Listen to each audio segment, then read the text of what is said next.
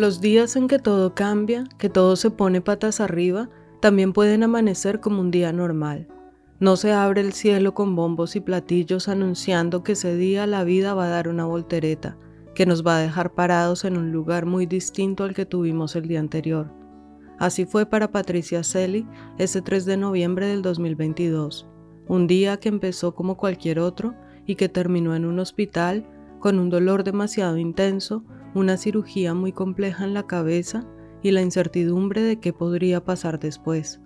Habría secuelas, la cirugía lo arreglaría todo, podría retomar lo que ahora estaba en pausa, su doctorado, su relación, vería a su familia otra vez.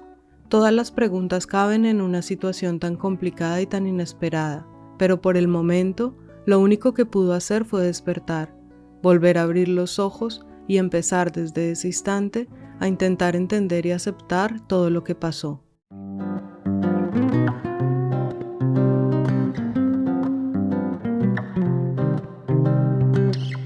Si todavía no lo han escuchado, les recomendamos que dejen este episodio y escuchen primero el anterior. Yo soy Paola Cadena y esto es Recordarte, un podcast donde la vida es una historia y la voz, el acontecer sonoro de la memoria.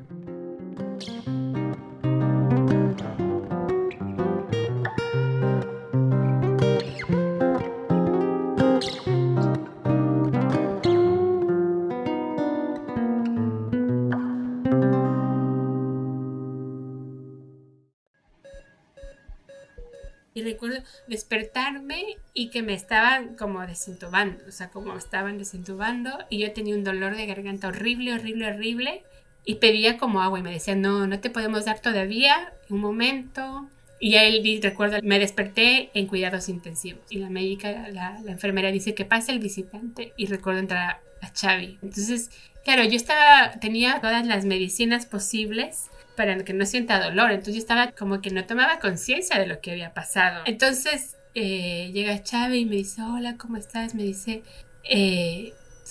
tu madre va a venir. Y yo le digo, no es necesario. Y yo así como, me recuerdo estar como muy ida, como no caía en cuenta, no sé. Patricia no estaba del todo consciente de la gravedad de lo que le había pasado, pero por supuesto, Xavi y su familia sí lo estaban. Ella, todavía medio sedada, pensaba que si la cirugía había salido bien, muy pronto estaría de vuelta en su casa, retomando su tesis y volviendo a la vida normal. Incluso llegó a pensar que tal vez podría asistir a ese congreso para el que había enviado una propuesta antes de que empezara el dolor.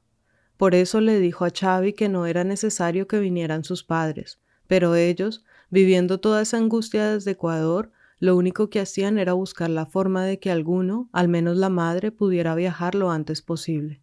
Entonces, mientras todo esto pasaba en Barcelona, en Quito, todos estaban desesperados y mi mamá organizando, pensando cómo hacía, porque fue un impacto muy grande en mi familia, porque justo la fecha, o sea, que esto me pasó un 3 de diciembre, era muy simbólico porque hace muchos años se había cumplido 25 años por ahí, o fue el aniversario de la muerte de mi tía Lilia, que justamente murió un 2 de noviembre por un derrame cerebral.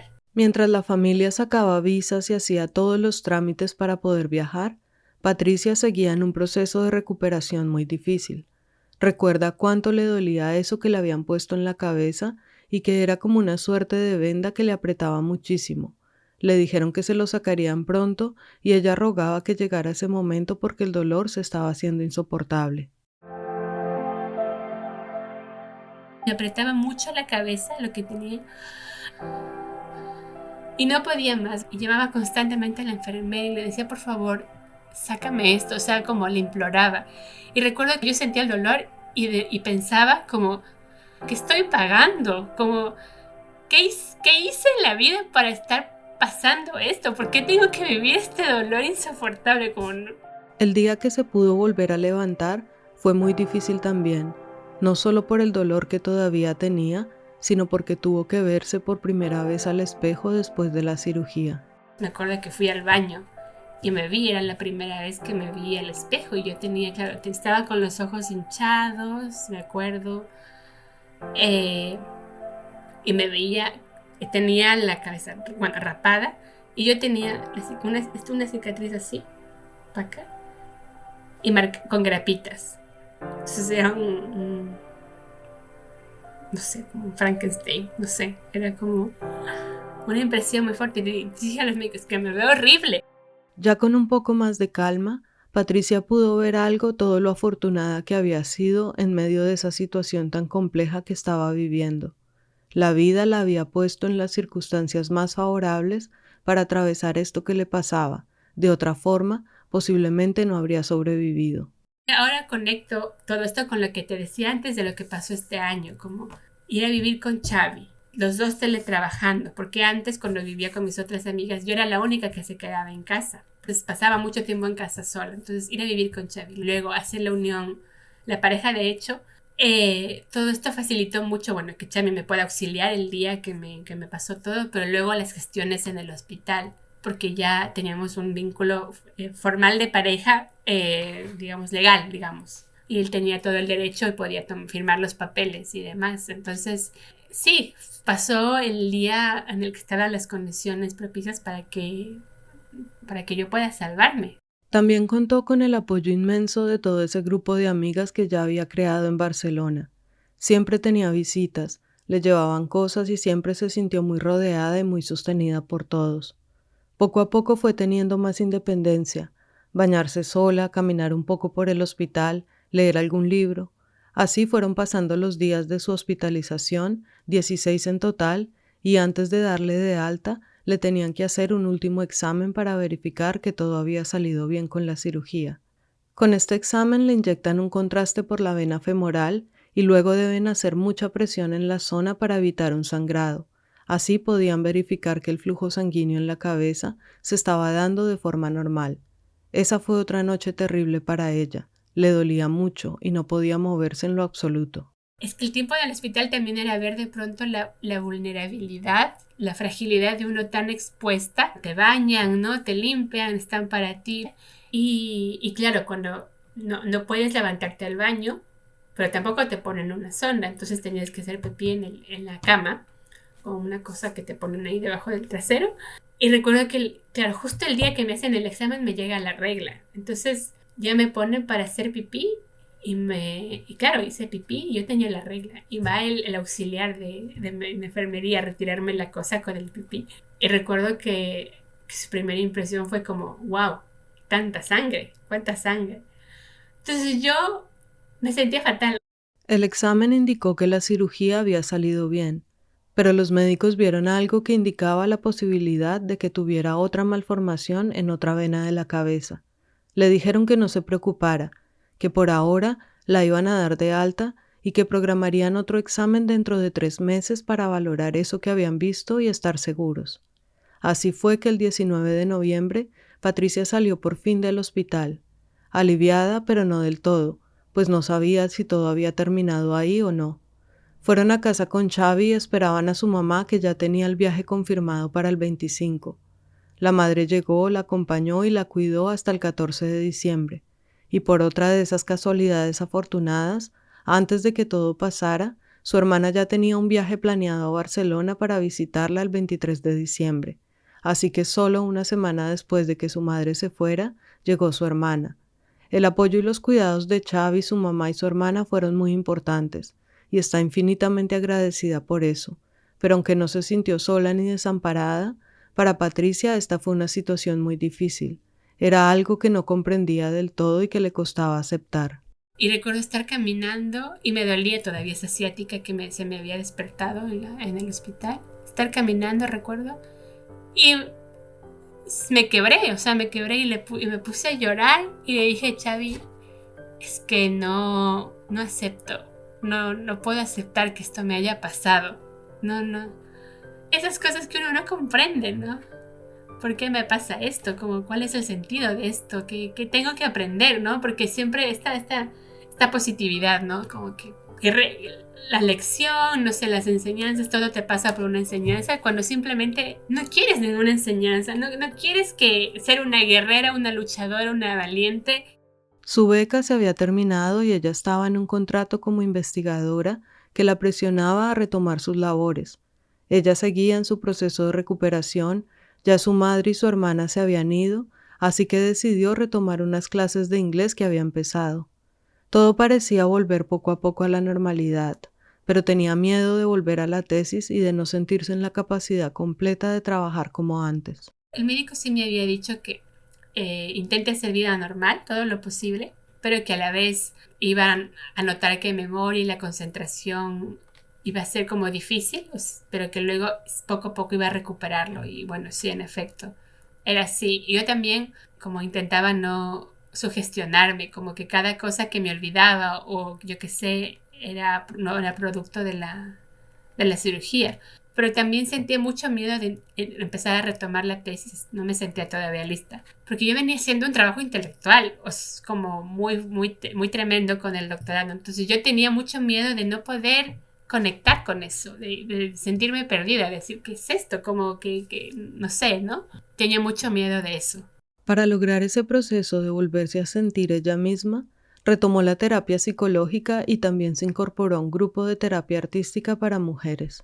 Y también busqué, como dijo, bueno, qué formas puedo hacer para anímicamente sentirme mejor, porque tal vez físicamente, si me veías, yo podía, claro, podía caminar, tenía así como una cosa aquí una hinchazón que se me bajó en el lado derecho de la cabeza. Pero bueno, o sea, se me notaba que me había pasado algo porque tenía una cicatriz y porque estaba el cabello muy cortito, pero bueno, yo también estaba muy flaquita y eso, pero bueno, pero sí que por dentro sentía que estaba como rota, como por esto mismo que te dije, como no entiendo, como bueno, ¿qué es esto, no?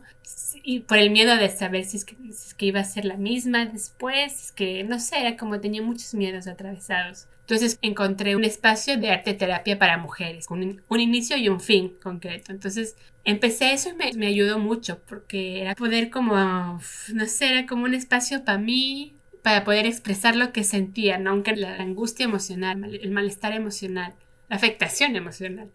La terapia y ese grupo de mujeres fueron sus primeros pasos en ese camino largo que se le venía de recuperarse a sí misma. Y como suele suceder en una crisis, y más en una de esta magnitud, Patricia empezó a sentir que tenía muchas cosas que cambiar en su vida, a notar que a veces ponía demasiado peso en ciertas cosas o responsabilidades, y que tal vez en ello descuidaba espacios propios y de cuidado y bienestar. Como que me sentía como de pronto motivada a hacer las cosas que antes no había podido hacer. Y de pronto también dije, bueno, tiene que cambiar cosas en mi vida. Ahora quiero que mis preocupaciones en la vida sean mi salud y de pronto, bueno, acabar la tesis, que es este proyecto grande que tengo, que quiero acabar. Y nada más, no quiero preocuparme por nada más, porque ya el tema del insomnio ya marcó como un antes y un después. Era consciente de que la academia puede ser un mundo muy hostil y muy exigente, y por eso a veces le entraba la angustia de que si seguía muy inactiva se olvidarían de su trabajo, pero aun con esos miedos y esas preocupaciones, decidió priorizar lo que en ese momento se hacía fundamental, y que era su salud.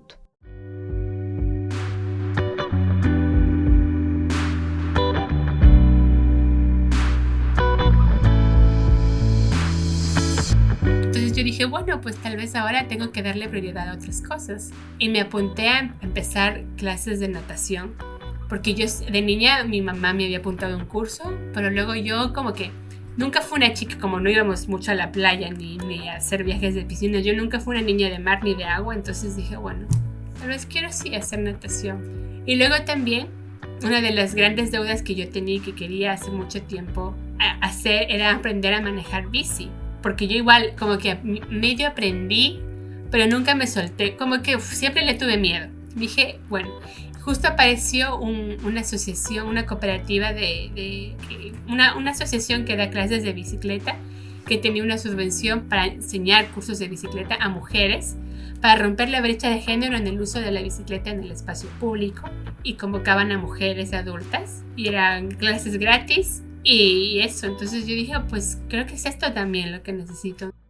Tal vez su cuerpo le empezaba a avisar que era momento de parar, de pensar única y exclusivamente en sí misma, en el bienestar y en el disfrute propios.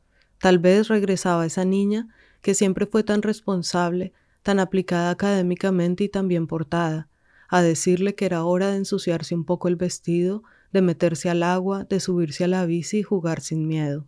Yo salí como de un invierno como muy duro, porque un invierno en el que físicamente fue un reto, y era como muy oscuro y muy como bueno, un poco asimilar lo que me estaba pasando, y ya en abril, cuando ya la primavera florecía, yo también sentía que florecía con la primavera. Poco a poco iba volviendo la luz y el calor a las calles y también a la vida de Patricia, y con esa luz empezó a reconsiderar muchas cosas que había hecho, muchas prioridades que siempre había establecido y la forma en la que quería vivir su vida de ahí en adelante. Sí, me había olvidado de mí.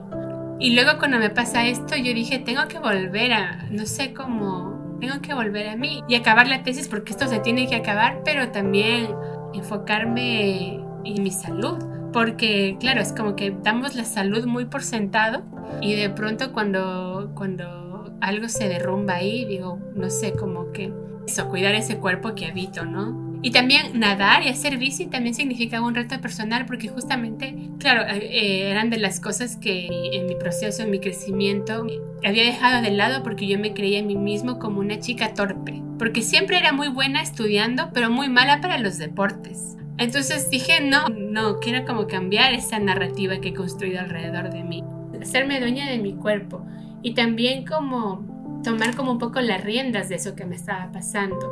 Porque era una batalla no solo con mi cuerpo y como con mi estado emocional, sino también con el sistema de salud.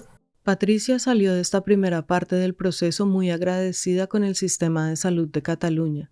Está segura que la forma diligente y oportuna en que la atendieron le salvó la vida. Cuando me pasó esto, toda la gente de Ecuador me decía, es que afortunadamente esto te pasó en España, porque en Ecuador seguramente no estarías viva. Porque, bueno, Ecuador viene de un proceso de desmantelamiento del sector público muy tremendo, ¿no? Desde el año 2017, era como un proceso muy tremendo. Entonces, es que yo sigo pensando, digo, es que en Ecuador no sé si el sistema hubiera respondido de la forma tan eficiente como lo respondió Cataluña y el hospital, que igual sigue siendo un hospital que es muy referente no solo en Barcelona, Cataluña, pero también en España. Entonces como que estuve como muy favorecida por esos elementos.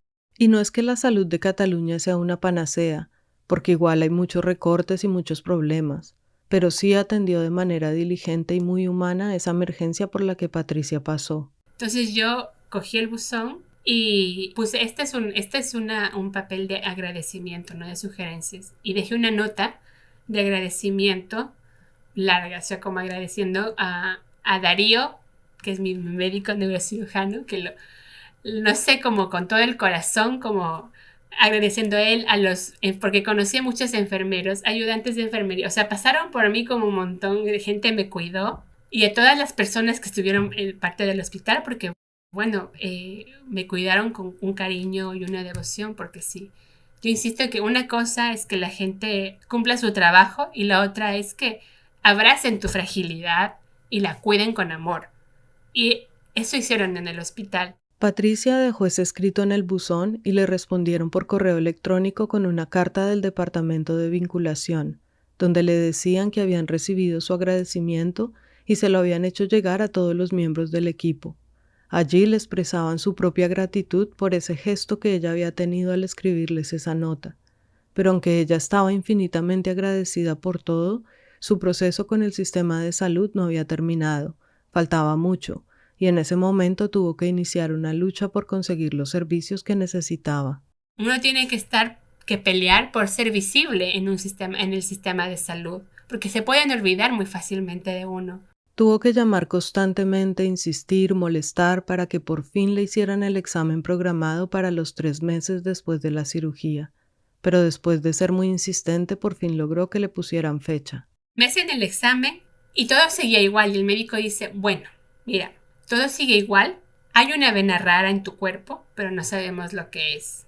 No podemos darle un diagnóstico. Le dije, puede ser otra malformación, como la que me sacaron, y me dijo, puede ser. Entonces yo me puse muy mal, le dije, o sea, como tengo otra en la cabeza. Y me dijo, bueno, mira, tú has crecido con esto, tienes que hacer vida normal y te vamos a hacer el mismo examen, pero más focalizado en 6 meses para ver qué es, ¿no? Como para poder diagnosticarlo y resolver qué hacemos.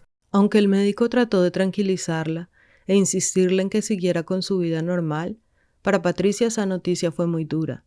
Pero en vista de que no tenía otra opción que esperar 6 meses para el siguiente examen, le preguntó al médico si le daba luz verde para viajar a Ecuador. Se acercaba el verano y ella necesitaba ver a su padre, a quien no había visto desde que pasó todo, y volver a sentirse en casa, en su tierra y con los suyos. Voy a Ecuador y fue un viaje también muy, muy emotivo. También porque la familia estaba todos muy felices de verme y de verme feliz, verme sana, viva.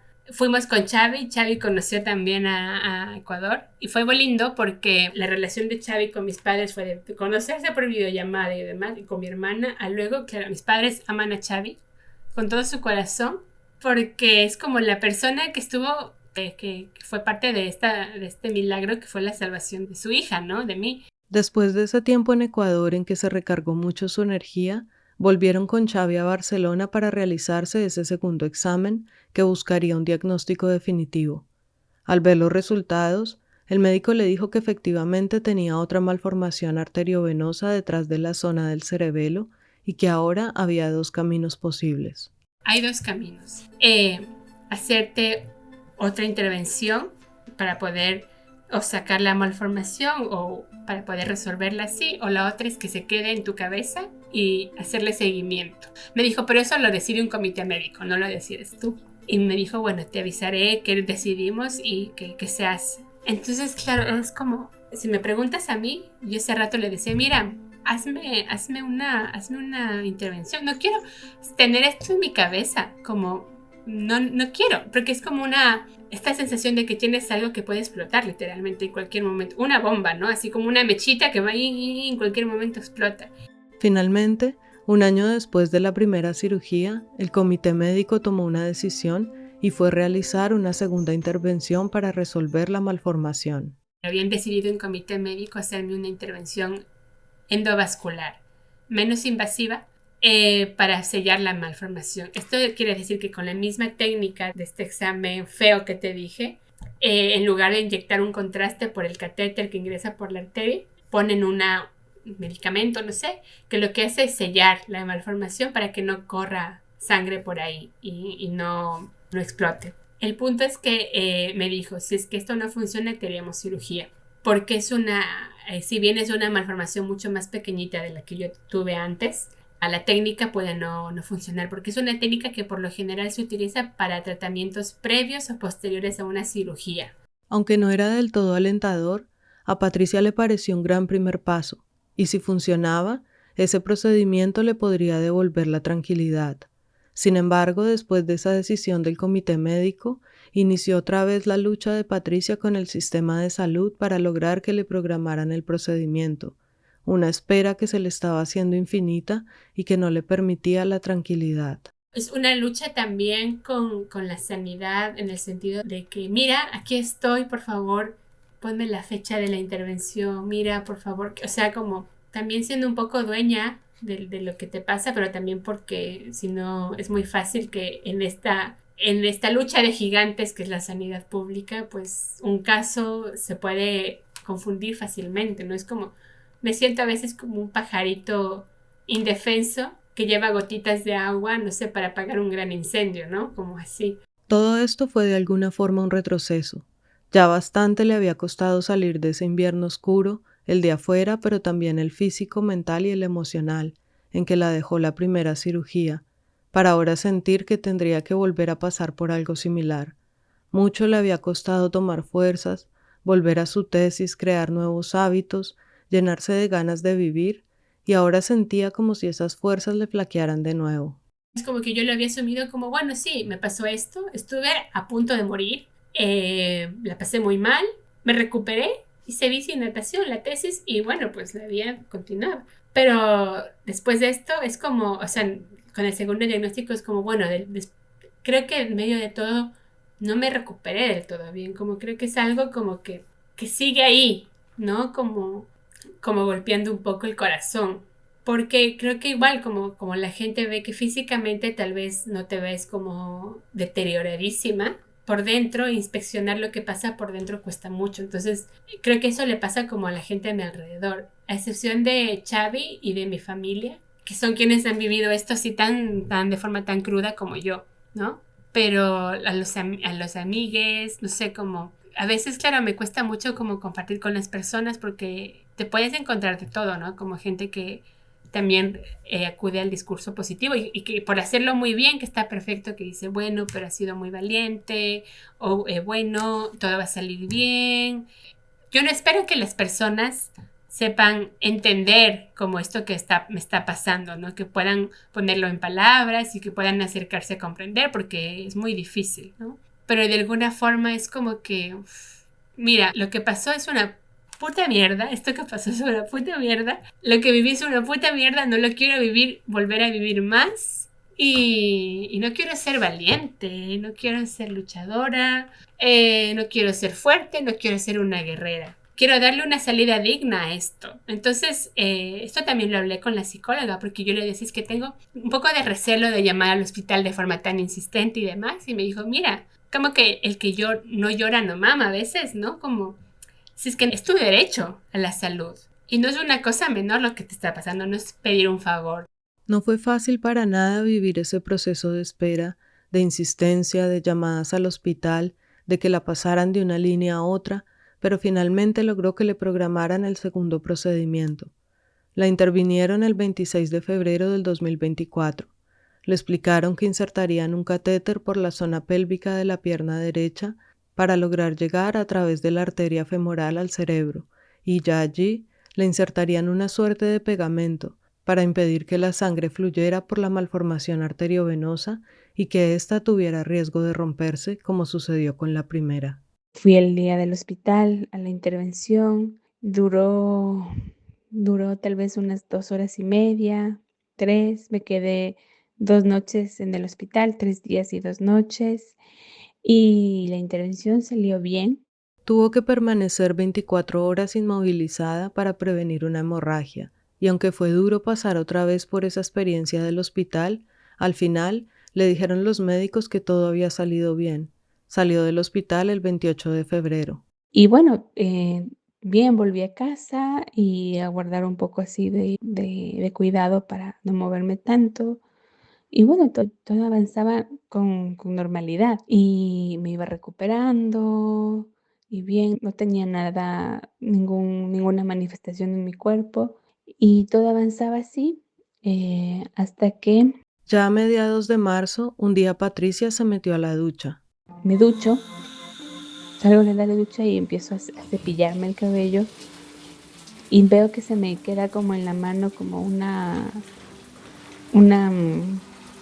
mechón pequeño, pero era un mechón. Al principio, ella no le prestó mucha atención, pensó simplemente que se le estaba cayendo un poco más el pelo. Al día siguiente, recuerda que fue a la piscina y también sintió que había más cabello en el cepillo, pero siguió pensando que era algo normal. Pero él llegó el sábado en la noche y me duché. Y mientras me duchaba ya era como, yo me tocaba el cabello y se salía, o sea, caían mechones y no paraba, era imparable. Se salía cabello, entonces iba colocando todo el cabello que se me caía alrededor de las paredes de la ducha. Entonces, claro, yo entré en un ataque no sé, como me comencé a desesperar, comencé a gritar, a llorar. Salí de la ducha, tomé fotos, grabé videos porque no paraba. Había salido de la ducha y el cabello seguía, que se me seguía saliendo. Era imparable todo el cabello, era exagerado. Enseguida decidió irse al hospital por urgencias y al llegar allí le dijeron que no la podían atender porque no era una situación de vida o muerte. De ahí la mandaron al centro de atención primaria, donde la vio una médica que le ordenó exámenes de sangre para intentar descifrar qué estaba pasando. Entonces yo pasé el fin de semana, claro, destrozada porque el cabello seguía cayendo. El resultado de los exámenes no daba señal de ninguna enfermedad de su sistema inmunológico, y la única irregularidad era que tenía un poco bajos sus niveles de hierro, pero eso no explicaba la caída del cabello, así que Patricia decidió buscar una cita privada con una dermatóloga. Y la dermatóloga, claro, yo llegué espantada porque el cabello en todos esos días seguía cayéndose, se me seguía cayendo y se quedaba en la ropa, Amanecí en mi almohada, era horrible, espantoso. Y fui donde la dermatóloga y ella me revisa. También yo comencé a llorar, bueno, y me dice que me tranquilice, pero me dice, tu diagnóstico es que tienes alopecia areata, que es una enfermedad, una patología crónica que se genera particularmente o es impulsada por el estrés y que hace que el sistema inmunitario, mi sistema inmunitario, se equivoque y en lugar de atacar a cuerpos extraños y agentes nocivos, confunda mis folículos pilosos. Por lo tanto, hay una inflamación que los expulse, que hace que el cabello en un momento, de un día para el otro y de manera abrumadora, se caiga el cabello y genere clapas, ¿no? Que son como espacios sin cabellos, por lo generalmente circulares. Patricia empezó a ver su panorama muy oscuro. Era como si la vida no la dejara en paz, y luego de 2 intervenciones en su cabeza, ahora le pusiera esta prueba de ver su cabello caer de manera abrumadora. La doctora le dijo que el tratamiento era con corticoides para intentar detener la caída, y le aconsejó que se hiciera ver por la sanidad pública para que fuera menos costoso. Yo no podía creerlo. O sea, eso que me estaba pasando, el pelo se seguía cayendo. Yo entré en un proceso depresivo, bueno, no sé si depresión, pero de tristeza, que ahora me cuesta, no sé cómo describir. Han pasado ya algunos meses, pero no sé, fue espantoso. Intentó ir al centro de salud pública y no logró conseguir una cita por teléfono, así que decidió ir nuevamente por emergencias. Y me atiende una médica que, o sea, me ve llorando, le indico otra vez nuevamente, me saco un mechón de cabello de la cabeza y le digo, mira, esto se me está cayendo el pelo. Llorando y me dice, me pregunta qué hago, le digo, hago una tesis, me dice, yo también he estudiado, he hecho una tesis y a mí también se me cayó el cabello. Esto nos pasa por estudiar. Entonces, me dice que le reduzca el estrés, me dice literalmente que tome un vaso de leche diario y que coma más carne. Y eso, y me manda a la casa, me dice, no puedo hacer nada más por ti. Entonces, no, yo no podía concebir eso que me estaba pasando. Yo pensé automáticamente que era la tesis, o sea, y dije, ¿cómo es posible que una tesis, que este trabajo de investigación me esté quitando, o sea, me esté llegando a este punto? Y me sentía muy culpable, pero acá también al mismo tiempo no entendía lo que me estaba pasando porque yo había hecho o estaba llevando hasta ese entonces un estilo de vida justamente orientado a prevenir situaciones o los efectos del estrés de la tesis y también de la cirugía. Iba 2 veces a la semana a la piscina, hacía zumba, me alimentaba bien y no podía concebir que estaba teniendo estos síntomas devastadores del estrés que me estaba generando una enfermedad crónica.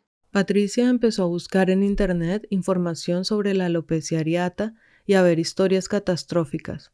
Ella le comentaba eso a su dermatóloga y ésta a su vez le recomendó buscar un grupo de apoyo para personas con esa enfermedad. Para mí era devastador que me digan que me cambie, que calme el estrés cuando la situación era la que me generaba estrés y era alucinante. Se me caía tanto el cabello, se quedaba tanto en la ropa y demás que yo empecé a utilizar turbantes. Me ponía en la cabeza turbantes porque no quería ver a mi cabello caerse. Fueron tiempos muy, no sé, avasalladores, si es la palabra.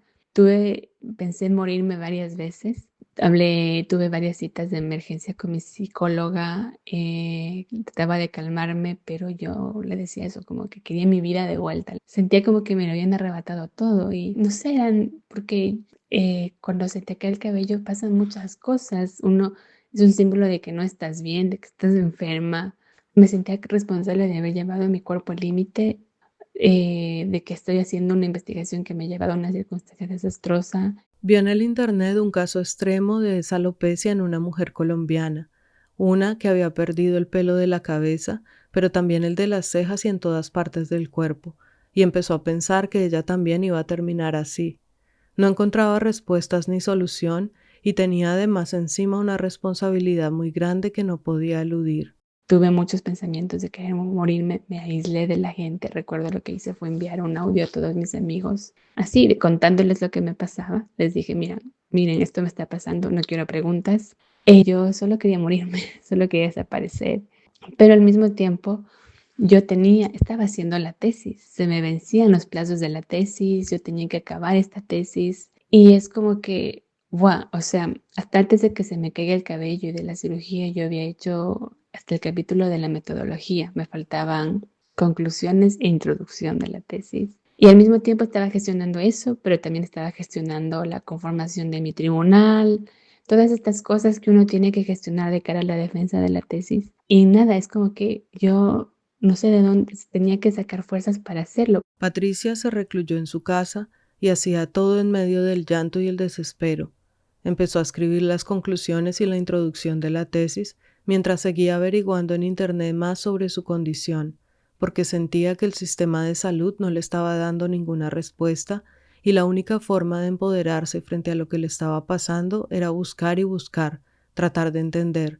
Así pasó días horribles, hasta que en marzo, para Semana Santa, Y un día estaba, bueno, igual en cama y comienzo a ver igual en internet y hago una búsqueda en Google sobre alopecia y pienso en el procedimiento que me hicieron, el procedimiento endovascular en la cabeza. Entonces pongo alopecia, procedimiento endovascular, malformación arteriovenosa. Y me salen un montón en Google de casos médicos, de artículos y demás, en los que se advierte la alopecia temporal generada por los procesos endovasculares realizados en la cabeza para tratar diferentes circunstancias como malformaciones arteriovenosas, aneurismas y distintas circunstancias X en la cabeza. Entonces es un tipo de alopecia que aparece 2 o 3 semanas después de un proceso endovascular en la zona en la cabeza en la que justamente hubo mayor contacto en la radiación. Patricia vio esos artículos y fue como si en medio de tanta oscuridad se le hubiera encendido una luz. Empezó a investigar más y más, ya de por sí era investigadora en su profesión, y luego contactó a su dermatóloga. Ella le dijo que solo había escuchado hablar de eso, pero leyendo los artículos académicos que Patricia le envió junto con fotos, le dijo que tal vez podía ser su caso, que lo consultara con los médicos del hospital y le detuvo el tratamiento con corticoides que estaba tomando. El neurocirujano se quedó muy sorprendido porque según él nunca había visto en todo su tiempo de experiencia el caso, pero el neuroradiólogo me dice, yo he visto estos casos hace tiempo que no pasan, pero sí que pasan y el pelo vuelve a crecer porque es una pérdida de cabello transitoria. A menos que no tengas nada más en la cabeza, alguna enfermedad o algo, si es esto, tu pelo volverá a crecer. Y él me deriva de dermatología para corroborar que no tenga algo más en la cabeza, o sea, que no tenga alopecia areata. Me dijo, si no es alopecia areata, tu pelo volverá a crecer. Entonces yo me quedé como alucinada y yo mientras hacía la tesis dediqué muchísimo tiempo a investigar sobre este tipo de alopecia, a buscar casos y casos. Quería encontrarme, quería como tener indicios de todo esto que estaba pasando. Busqué, encontré casos de Argentina, Chile, India, varios en España, en muchos sitios, muchos artículos académicos que resumían este tipo de casos. Y wow, me sorprendía que solamente el neuroradiólogo me haya podido dar respuestas, pero para todos los demás era algo desconocido. En la atención primaria nadie tenía idea. A pesar de lo que Patricia ya había encontrado y lo que le dijo el neuroradiólogo, siguieron enviándola de un médico al otro y dándole largas al proceso de darle una respuesta definitiva. Ella estaba desesperada y cansada.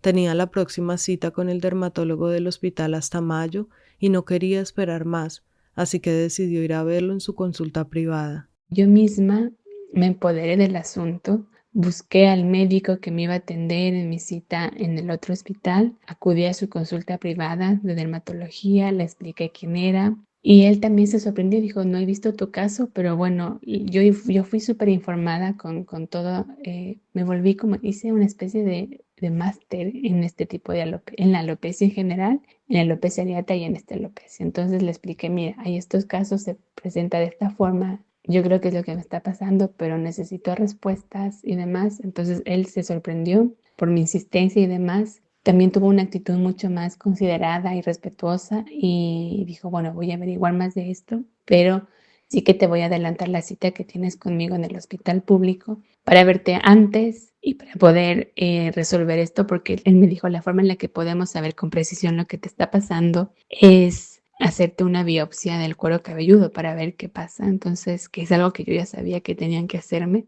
Algo que pudieron haberle hecho desde el comienzo, antes de diagnosticarle una alopecia areata con un pronóstico tan incierto, antes de hacerla tomar por semanas dosis muy fuertes de corticoides y sobre todo, antes de causarle esa angustia que la consumió y la llevó a lugares emocionales tan complejos. Imagínate, el pelo se me comenzó a caer a marzo, tuve esta cita el 8 de mayo, casi 2 meses después. El pelo seguía cayéndose menos, sí, eso sí, seguía cayéndose menos. Y fue la cita y yo ya como muy experta, antes de ir a la cita yo me venía tomando fotos semanales para ver, y yo podía ver con mayor claridad cómo el pelo, cómo tenía 3 zonas alopécicas. Una con una forma cuadrada, rectangular muy grande en la zona posterior izquierda de la cabeza, otra más cuadrada, más pequeña en la zona posterior derecha, y luego encima de la oreja izquierda, también de forma rectangular, tenía una franja sin cabello. Entonces, bueno, el punto es que ya yo voy a esta cita con el dermatólogo y ellas ya pude notar que se interesó por lo que me había pasado. Me tomó fotografías y demás y me mandó a hacer una biopsia. Ese rato me tomaron las muestras de la biopsia y era cuestión de esperar. Él dijo, estoy casi seguro, pero yo necesitaba esos resultados para sentirme tranquila. Como ya lo anticipaban ella y el dermatólogo, los resultados fueron favorables. No tenía alopecia areata. Yo comencé a sentirme un poquito mejor porque ya veía el cabello así, estos vellitos crecer, era como un signo de esperanza, primero eran como vellitos de estos finitos que te crecen, no sé, en el brazo así, y a poco yo volví a revisitar mis conclusiones en mi introducción y me di cuenta, o sea, fue como que tomaba fuerzas porque en un punto yo creí que no iba, o sea, que ya no podía continuar con mi vida. Los médicos terminaron agradeciéndole a Patricia su insistencia y la diligencia que tuvo en investigar lo que le estaba pasando. Le dijeron que ahora, cuando tuvieran otro caso de procedimiento endovascular, que era cada vez más frecuente por ser menos invasivo que una cirugía, podrían advertir a sus pacientes de esta posible consecuencia. Era como, bueno, gracias, pero el costo por esto fue bastante caro para mí porque sufrí un montón, porque si es que desde cuando me hicieron la intervención me habían advertido que perder el cabello era un posible riesgo, lo hubiera aceptado sin problema y me hubiera evitado pasar por todo esto, porque fue muy doloroso y fue espantoso. Eso no se lo deseo absolutamente a nadie. Cuando tuvo cita con su neurocirujano, él le dijo algo que en medio de todo le dio un poco de perspectiva. Le dijo que pensara que después de un procedimiento en la cabeza como el que le habían hecho a ella, perder el cabello era lo menos grave que le había podido pasar y que afortunadamente ahora sabían que no era una condición crónica. Patricia lo empezó a ver de ese modo, y aunque el pelo empezó a crecer muy lentamente y no se siente igual a su pelo de antes, logró retomar las riendas de su vida, terminó la tesis, hizo todos los procedimientos académicos y burocráticos que implica terminar una tesis y finalmente, el 4 de julio envió la versión final y se fue a Ecuador el 7 de julio, y desde ahí fue como si la vida, poco a poco, se empezara a desenredar.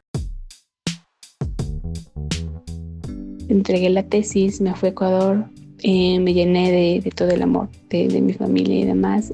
Y volví de Ecuador, se me aprobó la defensa. El 7 de noviembre, la fecha de mi defensa de tesis se llevó a cabo. Me preparé muchísimo, hice una presentación muy chévere, muy bacana. Estoy muy orgullosa y esto lo digo así como quiero decirlo con todas sus letras porque fue una presentación que me la curré muchísimo. Estoy súper orgullosa de todo esto porque vaya, es un trabajo de 5 años y quiero decirlo así, o sea, porque todo lo que viví en estos 5 años no sé, como ha sido todo lo que me ha pasado en este tiempo al proyecto de la tesis. Y nada, me saqué un sobresaliente, un excelente, la nota más alta, y también me dieron el cum laude, entonces estoy súper feliz por eso, por los resultados. También porque mis padres cruzaron el charco para venir a verme y porque estuvieron ellos en la defensa, a quienes me debo, por quienes soy y a quienes me debo. Estuvieron ahí, celebramos juntos una tesis que fue terminada en medio de las lágrimas, del terror, del espanto por encontrar mis propias respuestas de lo que me pasaba. Entonces mis padres lograron venir, todo esto se saldó. No sé, es como que de pronto todo lo lindo de la vida volvió.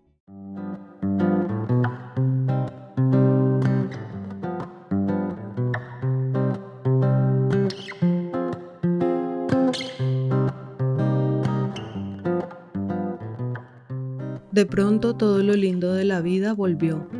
Tal vez esa sea una buena frase para cerrar la historia de Patricia, para pensar que no se trata de negar el dolor, el sufrimiento o la tristeza, de negar que la vida es impredecible, incontrolable e incierta, que al dolor hay que mirarlo de frente cuando aparece porque no hay de otra, pero también, y sobre todo eso, que lo lindo de la vida siempre vuelve, aunque se demore, aunque en ciertos instantes oscuros creamos que ya no va a pasar. Gracias por escuchar otra historia de Recordarte. Yo soy Paola Cadena y produje este episodio. La música original es de Mike Forrestal.